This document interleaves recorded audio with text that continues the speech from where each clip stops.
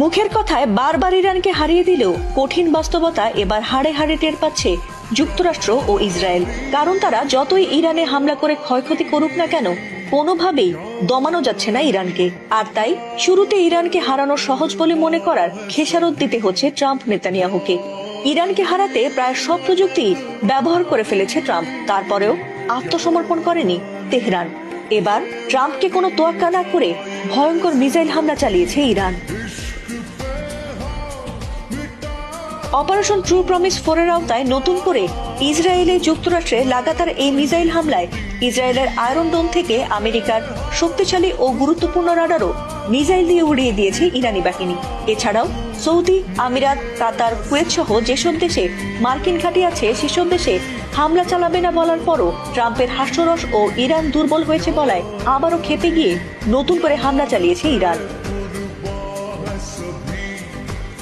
ইসরায়েলে হামলার পর থেকে যেন এক মুহূর্ত স্বস্তি মেলেনি ইহুদিদের। দফায় দফায় মিসাইল হামলায় সেখানে থেকেই বাজছে সাইরেন, আর তাতে আতঙ্কে যে যার মতো ছুটে পালাচ্ছে জীবন বাঁচাতে। অনেকে তো আবার বাংকারেও নিয়েছে আশ্রয়। দুশ্চিন্তা, আতঙ্কে নির্ঘুম রাত পার করছে ইসরায়েলিরা। এমনকি এ ধরনের পরিস্থিতিতে অসুস্থ হয়ে পড়েছে ইসরায়েলের বেশিরভাগ মানুষ। যুক্তরাষ্ট্র ও ইসরায়েলের যৌথ হামলার জবাবে ইরানের পাল্টা হামলা শুরুর পর থেকে এখন পর্যন্ত অন্তত 1929 জন ইসরায়েলিকে হাসপাতালে ভর্তি করা হয়েছে। ইসরায়েলের স্বাস্থ্য মন্ত্রণালয় এই তথ্য নিশ্চিত করেছে।